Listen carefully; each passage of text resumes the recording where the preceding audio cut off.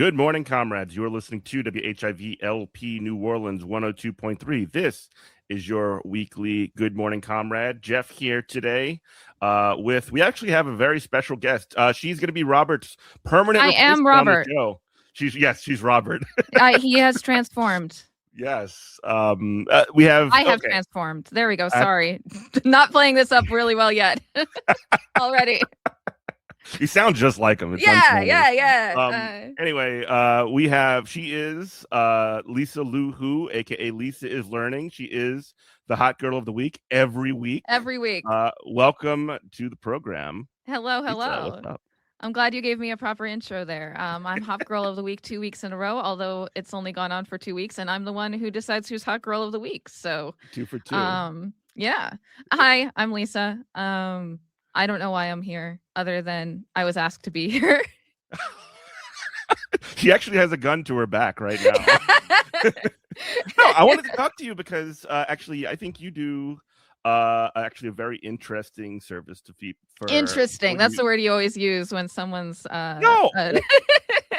What I mean to say is that you actually Lisa is currently a Twitch streamer. She has a long background of being a cosplayer. She's a weirdo. Let's just grab you know what? Introduce yourself to the audience. My little intro that I always give when people are new to the stream is that I was raised an evangelical Christian homeschool girly. I was also I didn't know homeschool. Yep, I was homeschooled. I guess I dated the head football player at schools I didn't go to. Because I was a theater kid. Anyway, that has nothing to do with anything. I then went on to work and become a professional dancer for a bit, meaning not like sexy. I worked at amusement parks like Disney and Nickelodeon Universe. And then I went on to become a professional cosplayer, and I traveled the world. Lisa Lou Who is actually, you might, if you're a geek, know my work. I did end up on like the front page of Reddit a few times, or end up on Philip DeFranco, SourceFed, Time Magazine. I won a reality TV show in 2017. I did a bunch of stuff. And then I went blind. And I'm not even kidding. I literally am legally blind in both eyes. Even the right eye that I currently have showing is very, very blind. So I spent, and that was 7 years ago. And now I'm a socialist. That's what happened. That's the trajectory of my life. The evangelical homeschooled to cosplayer to dancer to cosplayer to socialist pipeline is undefeated. Yes. It's a pretty normal trajectory. I skipped blind. I'm sorry. Yes, there we go. The blind part. That one. I will not do blind erasure on this show. Honestly, the amount of cosplayers I knew though that ended up going down like the woke pipeline is actually pretty common, because as soon as you like start out as an artist and you're like, look, I'm doing cosplay, I'm having fun, and then you get objectified like hell, like crazy, and it turns into a thing. It's pretty common actually, but going full socialist and now talking politics on Twitch is a whole nother level though. Yeah, I say that, and yet that's Denims does cosplay, and she is there's also a lot of politics girly, so world, right? I'm trying to think. It has to be. Sad Girl is also like e-girl turned politics. So like I said, I think it's actually pretty common. Once you have to face the adversity on the internet as a girl on the internet, you start actually waking up and realizing that you have to actually speak up. So and you're seeing it less with like the woke liberals and more becoming socialists. I wonder why that is.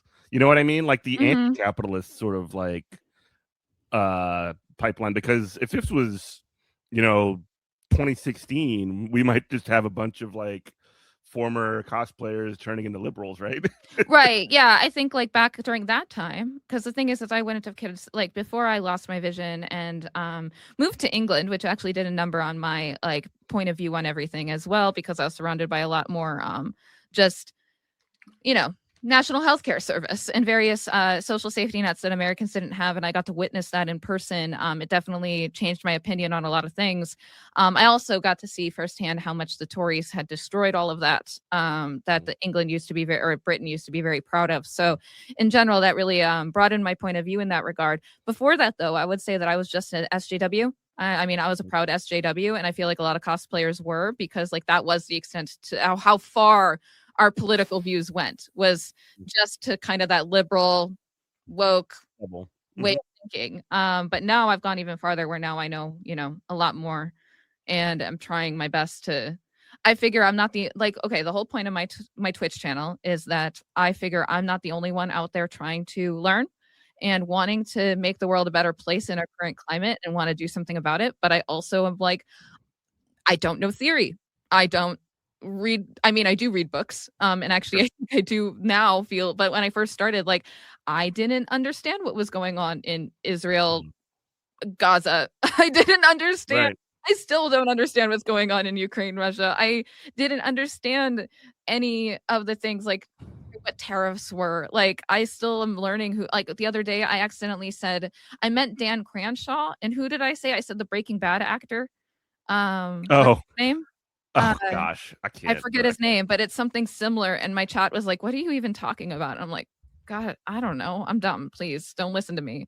I don't Bryan know anything." Cranston. What do you think of Bryan Cranston? Yeah, so I was thinking. I meant Dan Cranshaw, and I said Bryan Cranston, and I was talking about Bryan Cranston as if that was who I meant, and everybody was like, "What are you on about?" And I'm like, I don't Dan know. Crenshaw is proof that not everyone that wears an eye patch is cool.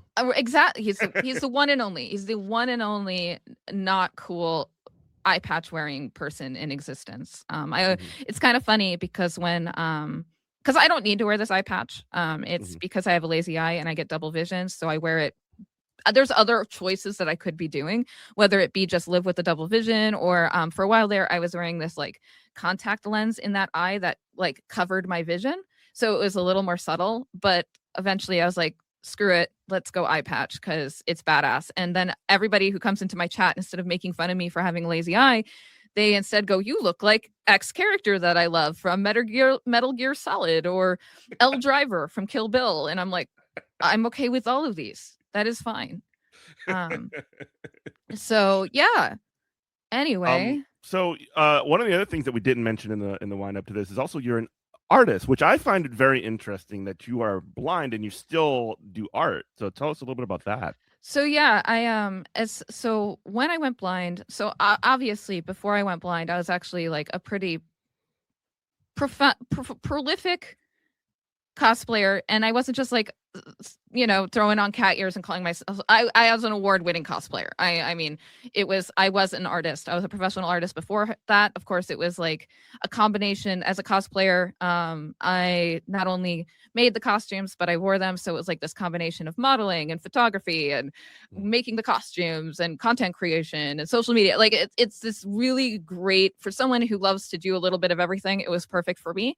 So when I went blind, I was in a horrible denial phase. I was like, nah, I can do it all anyway. Who needs sight? Screw that. No one needs sight. And I learned how to sew like right away, and learned how to make cosplay as soon as I lost my vision. I was back at a sewing machine. I made like Ivy Valentine from Soul Calibur within like weeks after losing my vision. I made Rogue from X-Men, like the full bodysuit. Because like that's the thing is before that I did when I was a dancer, I was also in the costuming department, so I was really good at making bodysuits and stuff, like stretch material cosplay costumes. So anyway, eventually though, Ivy over Valentine time, is some crazy work. That's a yeah, it was amazing her costume. outfit from 4, so it's like this kind of got a Victorian vibe with like it was a choice that I made. The worst part was the armor part, because I still struggle with painting. Like the thing about cosplay and being like as blind, so I'm not fully blind. I have this little tiny bit of tunnel vision in my right eye. It's cloudy and colorless. So like I use as that to the best of my ability. So that's the thing is like I quickly realized and discovered over time that like tactily sewing is fine because you use your hands a lot and you're feeling what you're doing. I can even like feel the stitches. I can make sure I'm going straight on the sewing machine. I can do all that. But with painting, because I'm painting with a brush and I have like no depth perception, trying to get the brush to do what I want. And then also I'm colorblind. So like mixing paints or doing whatever, I can't tell what I'm doing. That is when I learned that doing digital art was almost like doing art with accessibility tools, because I can use RGB to make up for my color blindness. So now I don't have to worry about mixing a paint and not knowing what color I made. Instead, I can look at the RGB and determine, okay, it's the right brightness. Like usually I personally actually use HSB, so hue, saturation, brightness, and I look at that, determine if it's in the scale, and then if I need to change the color a little bit, I just hit those dials. And so anyway, eventually, the thing about cosplay is it's really expensive. So like it's an expensive hobby, especially as things started to go up in price just in general. So I started just dabbling. This is a story about me learning to be an artist. I don't know. I'm going to just quickly go through it. Is that I had my wedding and I was That's why making you're here. You're here. You're yeah, here. yeah. Talk to us. Okay. I got married in England and I decided to, because I really think that the flower industry is very unethical. I decided to make my own paper flowers out of recycled paper. And that involved me learning how to use, I bought a Cricut and cut out all the flowers, which meant that in that process, I had to learn how to use Adobe Illustrator and I got one of those like masterclass courses online for Adobe Illustrator. Like I bought the subscription to like masterclass or whatever. I forget what it was called, but it was like one of those ones that taught me like step by step how to learn Adobe Illustrator because I had to make my own flowers for that. And in that process, there was also classes on how to do fashion design, like CAD fashion design. And so I was like, you know what? This seems to be going well. Like I'm learning the program. Why don't I learn fashion design? And from there, I started to realize that there was so much I could do through digital art. Like the thing is that basically I can use a program like Adobe Illustrator to make up for all the things that I struggle with in person. So for example, I have my computer really close to my face. I can zoom in really close and be able to like all the things that I struggle to see with. Also because I personally use Adobe Illustrator because once again, drawing with my hand is really difficult because my hand goes in and out of my vision so quickly. Like seriously, I can only see like here as I look in front of me, right? Like there's a short range. Whereas like with mouse and keyboard, I can work around that issue. And then of course, yes, the like the thing I struggle with too is that I can't see the difference between two different colors very easily. So instead I do vector art. It's a unique style that I've developed over time using inspirations like Tokidoki, who uses inspiration from Ukiyo-e and Van Gogh. So there's like old artists that he uses as an inspiration and I'm inspired by him and used his he had like a master class at one point so that I was like, oh my God, I didn't realize he uses all exclusively Adobe Illustrator like I do, which means that I could probably, and from there I started mimicking his style. I'm super self-taught. I've now been doing digital art for like 4 years and it's been really nice to just have this skill and I love doing it. It's like I said, it's like creating cosplay except without the barriers of it being completely, the thing is there was times when I created cosplays and I had no clue if it looked the way that I wanted it to look. I just had to hope. Whereas now I can kind of assume it looks the way that I intended because I have the way to check it. Like the one time I showed up to a convention and I'd made my own version of Fern from Critical Role Campaign 3. And I purposely meant for there to be an ombre. I had made my own design because I'm like Fern is very green themed and I can't see the color green. So instead I made a spring version of her where it was like all pink. And so I made this like ombre thing where it was supposed to go from pink to green. And then I got there and I asked like one of my friends who wasn't colorblind, like, because keep in mind too, my ex-husband was also colorblind and he couldn't see red or green. So the fact that I had made the colors around here.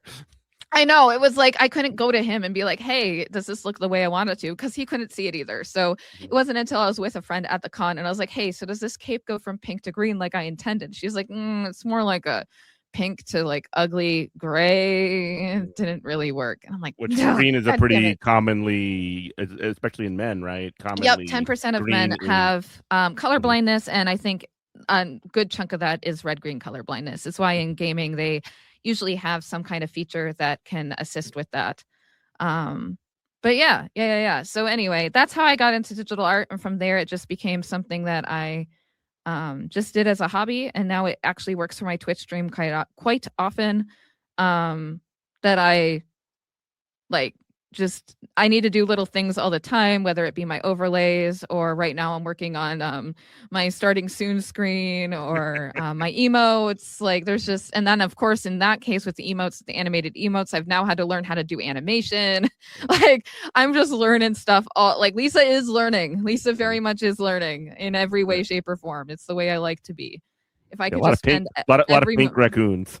yes, with my mascot being a pink raccoon for some reason. I don't know how that even started or why, but screw it, it works. It's there.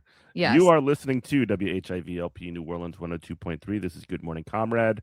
We're here with Lisa Lu Hu, aka Lisa is Learning, joining us. We were just talking about her digital art, and one of the things I do think about that is interesting about how you do your digital art is you will do it live on like in the mornings. You'll just be if you go to her Twitch stream, which is at Lisa is Learning, you can actually see her doing her work in real time. It's very cool. Yeah. If she's not yapping or watching I was gonna something. say if I'm not stuck yapping about whatever the heck we're talking about at the moment, because it's funny. I had started out. Normally my streams were just for 4 hours in the afternoon, from like noon to 4, and then I started at 9, and from 9 to noon, I was like, oh my gosh, I'll have 3 hours, 3 hours in the morning to get art done and watch long form podcasts and stuff with my chat. And it turns out after the last few weeks of me doing that I just end up sitting there talking. So, which is fine because I mean, I do love talking. There's a reason I'm a Twitch streamer. So yeah, but if you ever want to watch that, that's a thing. And I mean, I also do like to explain my process as a unique. I don't think I'm any. Well, okay. Here's the thing: is that like I don't really care if I'm good at it. And because I can't really see it myself, it doesn't really matter. So I'm just out here trying my best. What? I said it's all about the feedback. Exactly. And you know what? And that's the thing too, is I'm not really into feedback because I've been as a cosplayer getting feedback from like critiques from people all my life as a cosplayer, and all my response always is like, do you cosplay? Like I didn't ask for your opinion. Like I took critiques from people who were well-known cosplayers or some people who were really talented. I loved their critiques, but if they were just a rando on the internet, I was like, I'm sorry, your opinion doesn't matter to me. Yeah, you talk ball with ball knowers exclusively. Exactly. So one of the things that also, so you said you were new to this sort of like you had a political awakening, I suppose you could say. Can you describe how that took place and sort of like what you had seen and how you kind of got from where you are to where you currently are? I think that's the kind of the thing is that as I explain my life, I realized that like even though I was grew up homeschooled and evangelical, I had a very untraditional. Like I don't think I realized how untraditional it was until I started like doing these Twitch streamer stuff and saw how wacky the right can be. That I realized that my way of growing up was very unique. And even though I was like an evangelical Christian, I was always LGBTQ plus, like loving. I mean, I was in theater and dance. I was surrounded by queer people my entire life. So it was kind of like that was not going to work for me to be. I mean, then again, I say that, and there was definitely bigoted people in my life back then. I got to a point where I couldn't handle it anymore. Anyway, then again, I would say that all through my 20s, I struggled with and kind of grew into being like, as I became a cosplayer and experienced lots of misogyny in the cosplay scene, I started becoming a feminist. Once I actually, started talking and like exposing myself to all different types of people, I started like, and just maturing and getting older. I started actually to see the, are you there? Sorry. Yeah. Keep going. I started to notice the unfairness of the world. I think that's the thing. It's like, of course, as I got older, I started to actually mature and notice the inconsistencies on I brought in my circle and saw, hey, wow, the other cosplayers I'm hanging out with, they come from way wealthier backgrounds, and that gave them a leg up in the world that I did not have growing up. And it's all very unfair. And I think that started to really open my eyes to that. And then once I started traveling the world and seeing how other countries live with proper social safety nets and realizing how much America sucks in so many ways, that really started to expose me to it. But I would say that like I never I was into politics when I was younger because I loved The West Wing. And I know that's really cheesy and silly, but it is true that like Sorkin had an impact. Sorkin was very I mean, influential, regardless yeah, of and whether like or not he was good, right? I think yeah, that's the thing is that like I would say the ages between 11 and 16, I was thinking of going into politics. I really wanted to work in the West Wing. I was very much into American history and to the American legacy. And I had that idyllic idea of what it should be until I actually started to look into it and realize that is not what it is at all, that all politicians are corrupt. I knew that when I was younger. And then all through my 20s, I was like, there's no point in me getting into politics because I think that that's meant for people who are delusional and think that you can actually create any kind of change. So I was a nihilist all through my 20s and kind of didn't care. And I was like, you know what? I'm just going to try and live my life the best way that I can. But after Trump won a second time, and then I definitely think that like in 2020 when Biden won and then nothing happened from that, I once again just was disillusioned. I was like, okay, so we tried our best and nothing happened. Not only, I'm sorry, but like not Yeah, only did nothing happen, but like Democratic like operatives and whatever are also at the exact same time saying like this is the greatest presidency in the history since FDR or some crazy stuff right. like that, and it makes you feel like hold on, something's wrong here. I'm sorry, I Yeah. interrupted you, but like No, I no, think no, that no, was no. That's important fair. to I sort think of. that that's and like the thing is I don't think I even realize until I hear other people expressing it that I realize because like I disconnected. I Mhm. disconnected entirely. Like I just got really discouraged and disconnected. It also doesn't help that I was moving from England to America, so there was a bit of a purposeful disconnect from American culture and Mhm. American politics that just made it. I was like, well, that doesn't really matter to me anymore. Screw that. Can I ask you a question about the Hmm. so the period that you were in the UK, were you there for like the Corbyn mania period? Jeremy Corbyn? No. I No. left England in 2022. So I was there from 2017 to 2022. So I was there during Boris Johnson, the transition for Brexit, and all of the like limbo of that, and then the Mhm. changing from Brexit to um some lady to then Yeah. some dude, Mhm. and I left only like a month after the Queen died. So even when it comes to That's really politics, recent. yeah, That's really yeah. recent. Okay. So that's the thing is I know the name Jeremy Corbyn, but once again, Mhm. I think I was getting to a point where I was like, okay, I'm not into American politics. I'm only just learning Mhm. British politics, Yeah. and it was a slow process. And by the time I felt like I was starting to get to know things, I left my Yeah. husband. So So that, I'm back in America.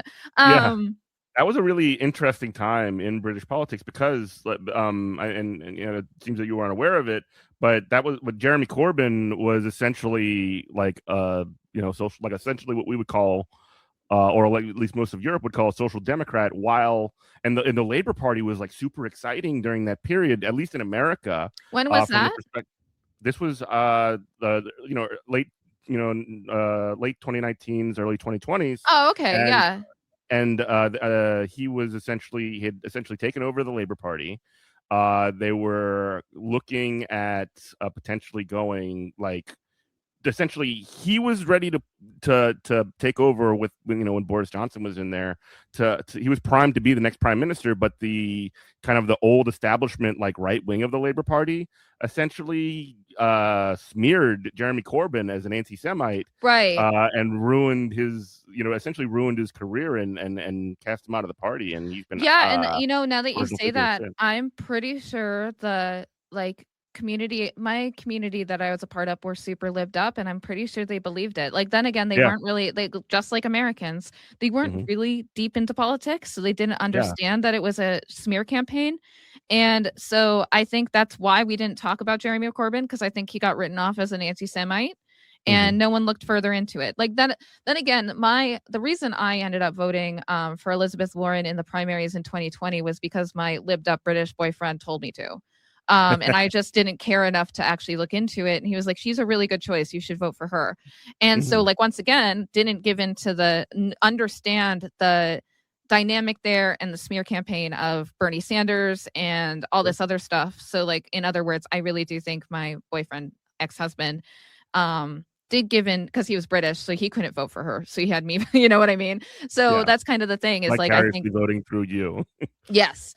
So, and like I said, I was too, I mean, I was in a pretty bad, that's the thing is like, just because 2019, because I was there doesn't mean I was paying attention. I was in a grieving Sure. process that was beyond what you could ever imagine. So my brain was not all there. And even like that with No, no. voting, I kind of was just a husk of a human at that time. So the fact that I even got out of bed and went to the voting booth was because like during the actual pandemic, I was in America. So Mhm. yeah, that goes to show you that I yeah, That's that's you don't need why. to make excuses or anything like that. Yeah, That's yeah, but fine. You don't need to still, explain it's still yourself. just one of those things that that's what I mean though. That's where I say like I am Mhm. really new to this. I am your typical I feel like I represent a very typical American in the fact that like a lot of people on the internet in particular, a lot of content creators have been in the scene for a long I mean, Yes. you've been in it for 7 years. Finding out that like the people I watch like Kyle Kalinske have been around or the Majority Report has been around for like 20 years and they've been in the scene. I do feel like in a way that on one hand like I definitely think there's value to that because then you know the history of everything that's gone on throughout whereas Yeah. I don't. But at the God same bless you time for that, by the way. Thank God you don't have to know these things a lot I of know. times. That's kind of my thing. It's like I don't want to know who Jordan Peterson is. I didn't need to know because he's a has-been, but now I do because people talk about him still. You know what I mean? Like Well, there's like a um trajectory. There's like a strain from there's a strain from like Jordan Peterson to like the clavicular or whatever the hell, oh you know, my these god, people in yes. modern day. Okay. And clavicular. Oh my god. I was interested in him briefly until I Mhm. watched him on Adam Friedland, who is my hero and my inspiration. He interviewed him and made clavicular completely showed that he has no riz and Yeah. has nothing Absolutely going for exposed him. him. Exposed him. Yes. I mean, as Adam Friedland does. I mean, that's the Yeah. thing. He's so good at that, where he gets people comfortable in any way that he can and then gets them to, he's disarming and then he gets them to, and that's the thing is that since then, Clavicular's done other interviews and he looks like an asshat every time. So, um, yeah, it works out. But Well, most of those people do. I do want to circle back a little bit Mhm. to, I mean, again, we saw at like a lot of the way that these sort of like really it's an international liberal establishment works to prevent essentially even the most basic of social democratic reforms is a major theme how we've talked about it on this show since we started, it's been probably even Yeah. before that. But the idea is never by these sort of like liberal establishments that it wants to maintain the current situation. They don't want to oppose the genocide in Gaza. They don't want to oppose the war in Iran. They don't want things like healthcare, but they want to be sort of like framed in opposition to the Republicans. What they end up doing is like have these very minor distinctions that they make, these sort of like technical distinctions, like, oh, Trump doesn't know what he's going on, or competency distinctions, or he didn't follow the rules, or whatever. Yeah. It's And because then they have the same rulers. They have the same well, overlords. and not just that, then they'll find somebody like a Corbyn or a Bernie or a Abdul Sayed or You know, a Hassan Hassan Piker. Piker, and By the then just way, I sort of forgot like, to start the stream by saying I meant to do this because I knew you're going to do some hard hitting questions here, but I mhm, wanted to make sure that I let everybody know that I've never been funded by APAC. APAC. I never intend to okay, take any funding from APAC, and okay. also just to even that out, I do condemn Hassan Piker. Good. Okay, I that's what I was condemn about to him. do. Condemning Bernie and condemning Corbyn and all those people. That was wrong. But condemning Hassan Piker is right Yes. I condemn Hassan Piker for all the different reasons, though. It's because he's too hot. Yeah, The freckles go a little too far, and because he shocks I his think, dog with a shock collar. yeah, and his terrorism, it's so terrifying. Yeah, no, I just still condemn Hassan Piker. So, I just wanted to make it even it out, and I knew you were gonna ask me my opinions on all this, and I just wanted to get it out of the way. That Mhm. yep. Good, good. Then you will be welcomed back to this program. Now you Yes. said exactly what I wanted you to say. Okay, Um, good. You are listening to WHIVLP New Orleans 102.3. This is Good Morning Comrade. Lisa is learning. Lisa Lu, who is our guest. And we're talking actually about sort of like the way the Western political establishment sort of like maintains itself. And again, it's through these acts of like again, technical distinguishing from the fascists, the warmongers, and just basically honing in and rat effing people who are actually pushing for reforms. And I don't know Right. if you wanted to talk about that a little bit, Yeah, the fact that except for we Hassan, of just course. named we just named mostly politicians and then one Twitch streamer because lately that's been the I target of condemn all these. Twitch streamers, by the way. Wait, what? I condemn all Twitch streamers, Oh, by the you way. condemn all Twitch streamers? Well, I mean, that's fair. We're all weirdos. So, that makes sense. But yeah, no, that's something, and like that's the thing. I will say that like in the past I did not understand that that was going on. I guess Mhm, it's weird because in my head I knew that all politicians are corrupt, but at the same mhm, time, like when the Democrats said, I mean, okay, and here's the thing is that I think all mhm, politicians are corrupt, and therefore I never trusted Bernie. I never mhm, trusted him. I always was like, nah, he's got to have ulterior motives. I don't get it. I don't get like I just didn't trust any politician. So when it came to Bernie, I was already on the fence being like, no, I think that he's probably not as good of a person as he claims to be. I bet he's just misleading people. Therefore, mhm, when those rumors were, or those lies were spread about him, it was just easy for me to believe it and confirm it. mhm. I mean, it Same doesn't thing help happened that with, he is Graham Plattner now too, right? right, right, and that's kind of the thing is like, and that's the thing is I think they take advantage of the fact that lots of people are, I mean, really wary of old white men too. I mean, Mhm. we've Yeah. been, and not that Graham is old, but for Bernie, I definitely think that that played a role where I was like getting upset at the fact that, I mean, with Elizabeth Warren is back in 2020, where I was like, well, the reason people are saying that they shouldn't vote for Elizabeth Warren is because she's a woman and she has a less likely chance. And I just think that that defeats the whole point of a primary is that we shouldn't have those kinds of that kind of way of thinking, because how do you, it's a catch 22 then, of course. If you think that people aren't going to vote for women and they don't for women because they think that women won't win, then yeah, of Mhm, course a woman's not going to win. Like you're creating the problem. So yeah, anyway, it just is interesting being in that outside perspective and here mhm, knowing that from the outside, really realizing that I got duped by mhm, that marketing, and now being on the inside and feeling like I get it, but mhm. also I'm I'm sad that it works. Like Yeah. I'm sad that that works sometimes. I don't think it's working anymore. I think people are we're in a completely different climate than we were 6 years ago Mhm, or prior to that. mhm, Um where I think people are waking up and looking and realizing that the Democrats are paid off by corporations to say and do mhm, these things. And therefore they're the untrustworthy ones. I think mhm, nowadays, I mean, there was just a poll that came out by Zateo that talked about the Michigan race where mhm, people are it's a normie thing. It's like normal people, not just internet chronically online people, but normie people are using APAC as a litmus test to determine if they trust a candidate or not. And mhm, that just goes to show you how different the climate is on if people are aware of the corruption in our system and how it mhm, affects even the people that they used to maybe trust. So, mhm.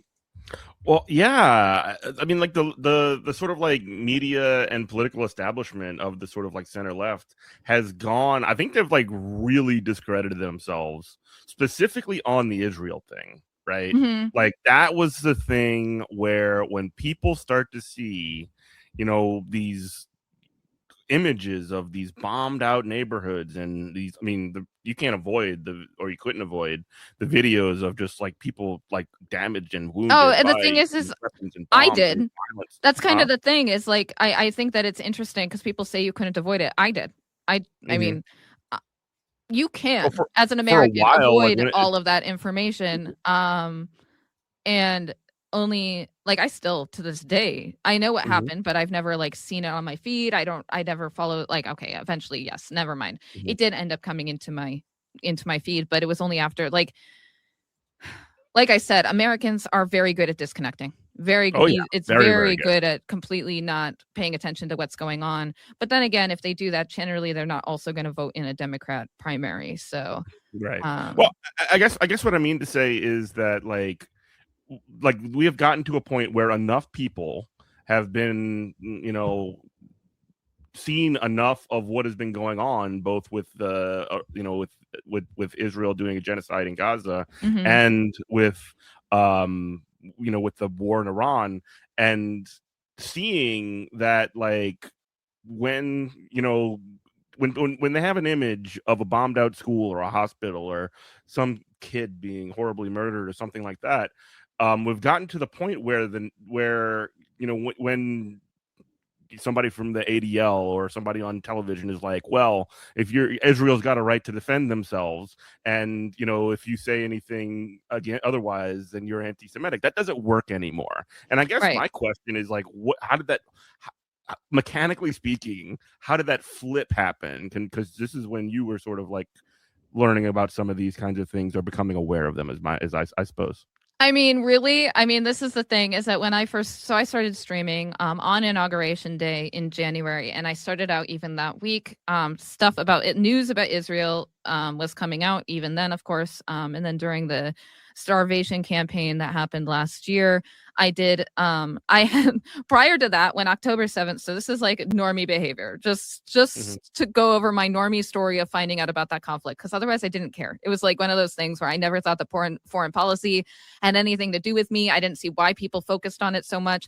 I Mm-hmm. also think that my way of thinking is that if you've never been there to that country and experienced the culture, I almost feel like, this is how I used to feel, is that you Mm-hmm. shouldn't feel like you have a say on what goes on there, because as someone who's traveled a lot, I can tell you that once you're in that environment and you talk to people, they have different points of view.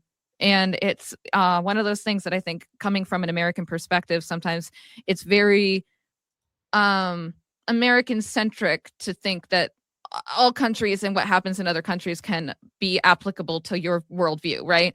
That being said, obviously, I don't feel that way anymore, that you can be objective about knowledge that you know about the Mm-hmm. news and it have nothing to do with, say, your standpoint or your view, like a Mm-hmm. local point of view. Anyway, just thought I'd say that, like, I know Yeah. that with when October 7th happened, I actually didn't know it happened. All I noticed was that people were starting to be pro-Palestine or pro-Israel on the internet, and people started putting it in their bios.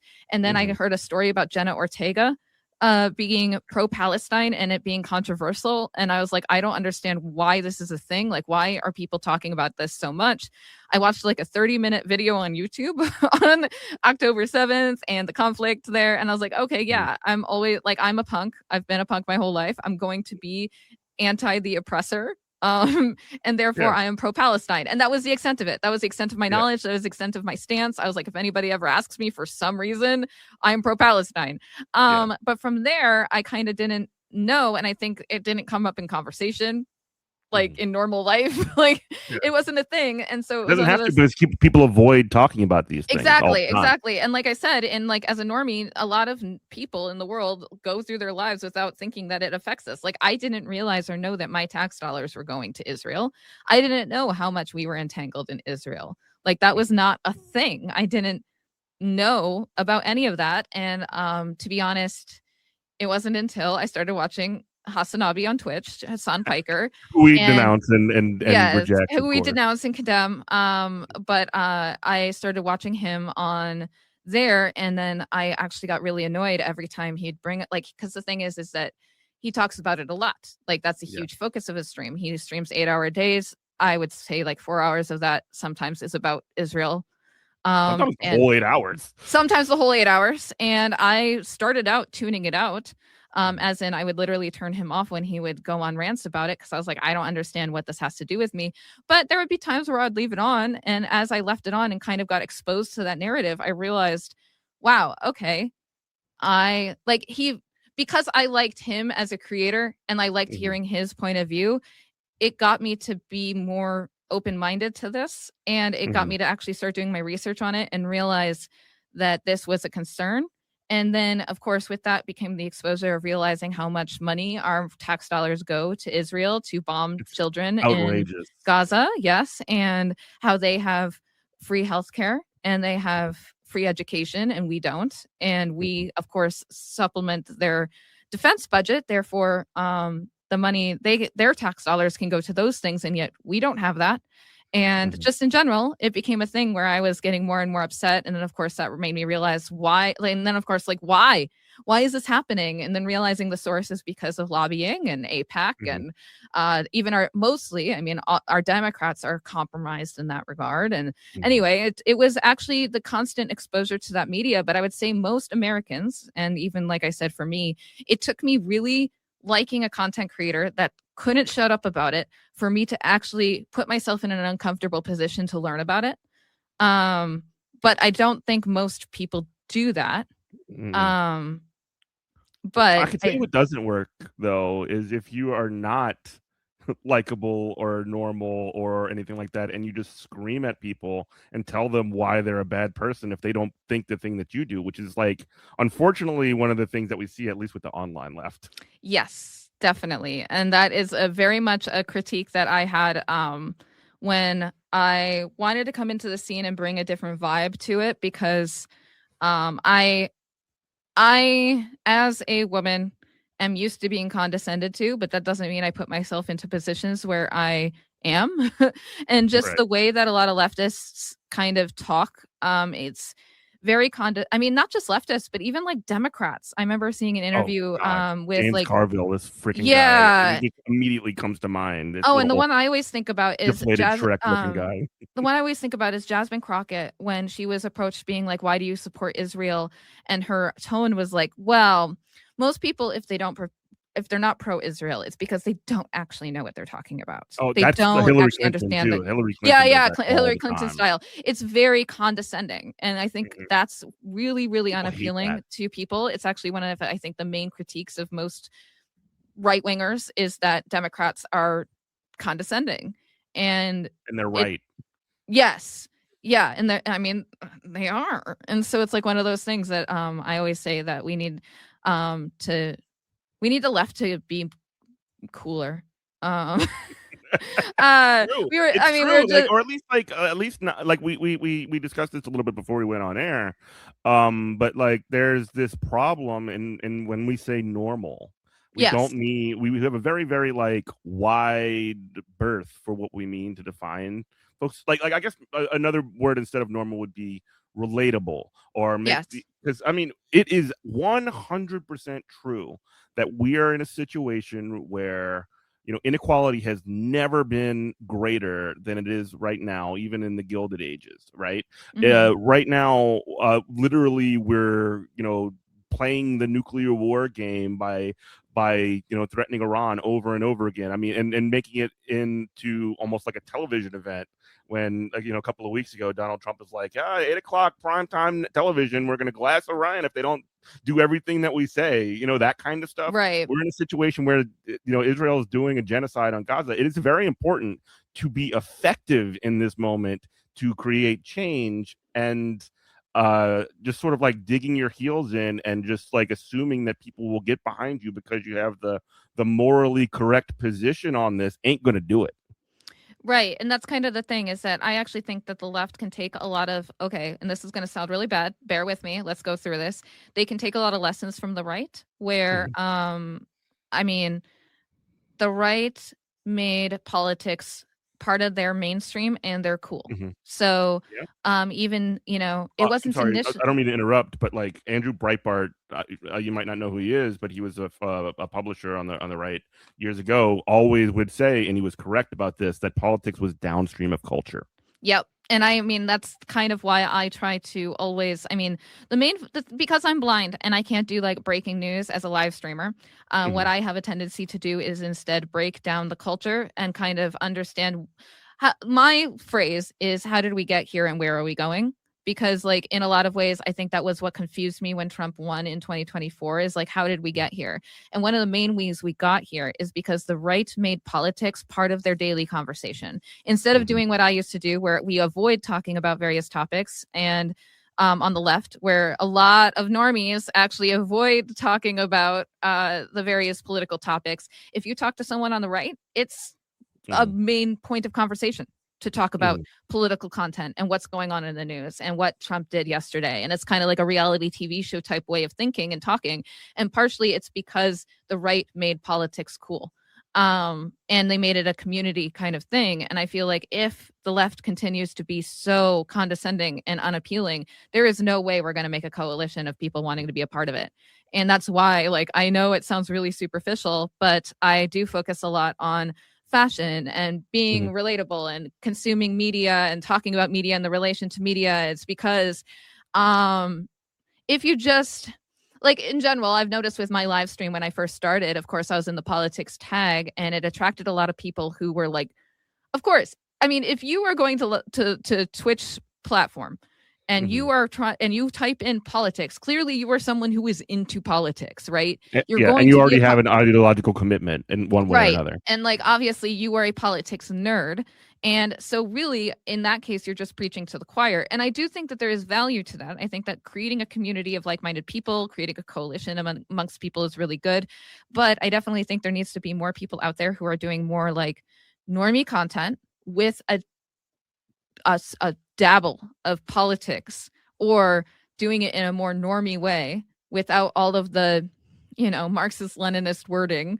I try my best not to bring up the bourgeoisie and the proletariat and seizing the means of production, but basically giving that same sentiment. Instead, it's the Epstein class. Critically important theoretical concepts, not going to put it on your banner. Yes, exactly.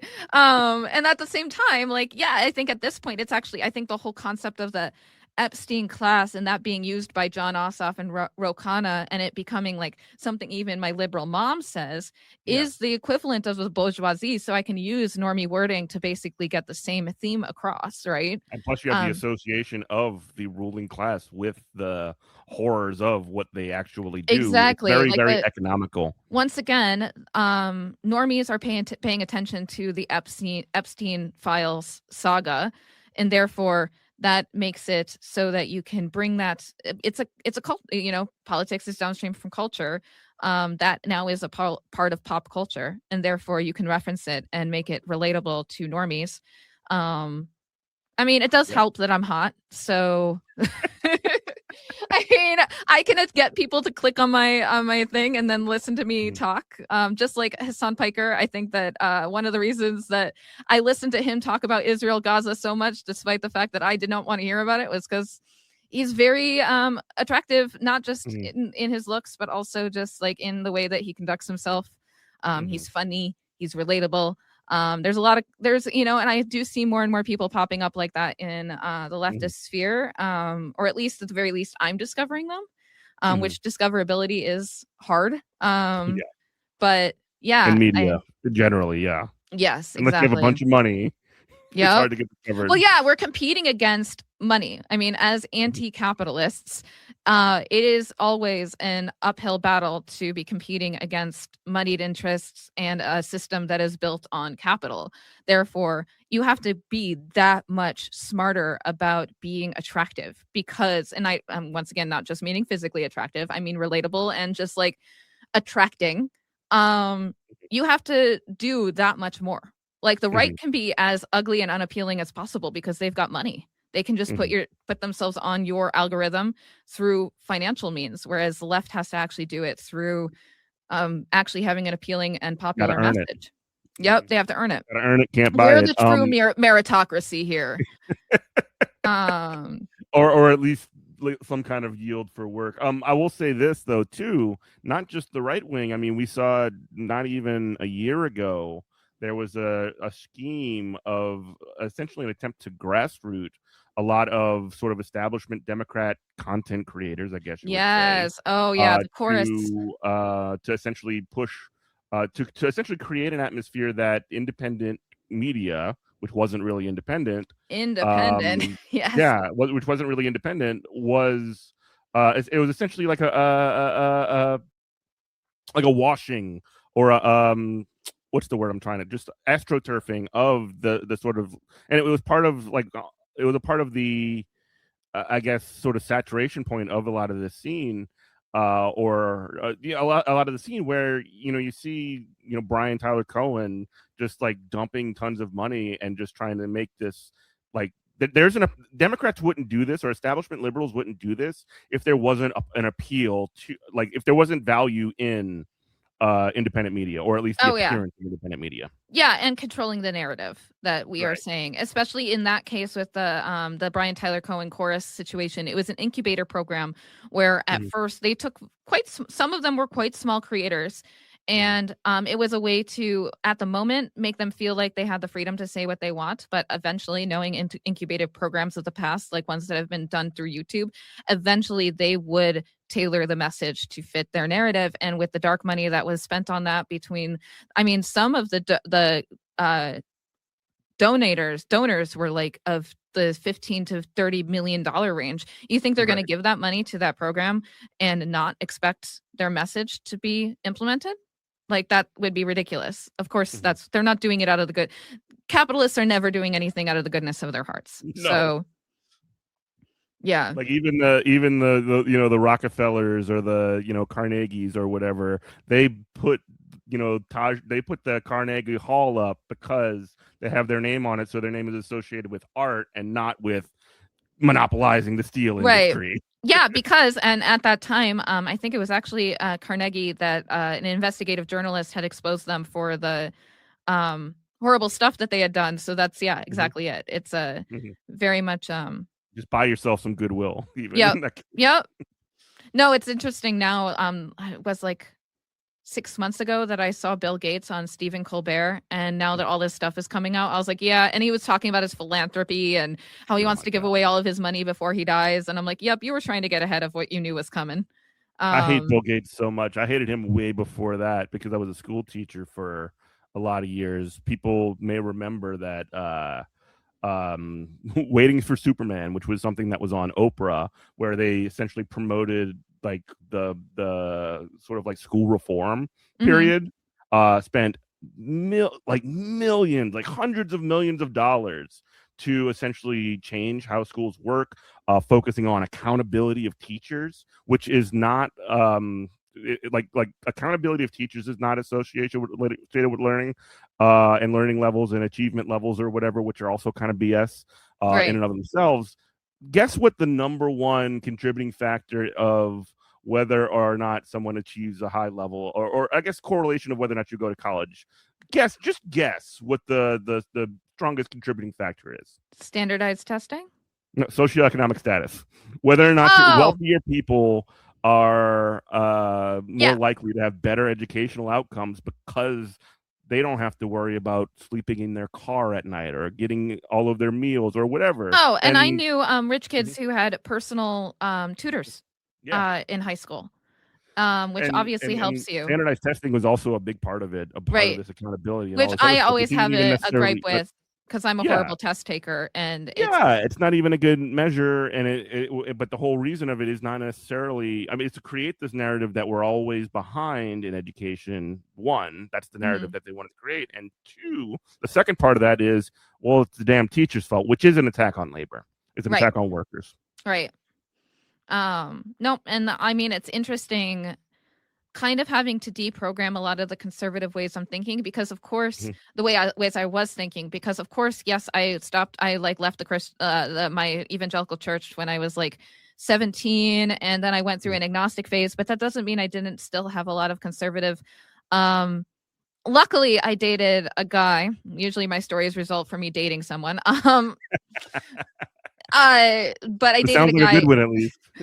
His mom was a a public school teacher, and Mhm, she actually kind of taught me about the teachers union and got mhm, me a little better minded because growing up, I was very, I was exposed to very anti-union rhetoric, very mhm. anti-teacher rhetoric, all this It's stuff that was, everywhere, yep, that even was more among like it teachers. was so Mhm, indoctrinated into just the way I was that even more recently I had to really deprogram all of that, and learn mhm. how and why things happen. I mean, even like in the last year, I had to have a pretty deep discussion with my Twitch stream about unions and because my dad works for the airlines, and of course that is a complicated place, given the fact that the what is it, the Railroad Act makes it so that Railway Labor Act, yeah, they make it RLA. so that they can't go on strike unless they have permission from the government, which kinda defeats the whole point,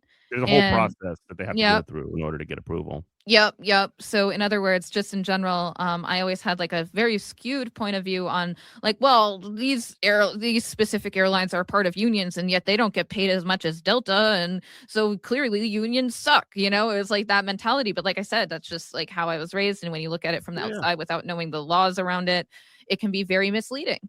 But yeah. Well, we are coming up on our to the end of the hour. Okay. But is there anything else that you wanted to say before we say goodbye? We didn't talk about Hassan Piker enough. So Oh, well, you have 3 minutes to talk about Hassan Piker. I'm kidding. I would rather talk about Kaya, his dog. And if anybody is listening to this and have no clue what I'm talking about, it's okay.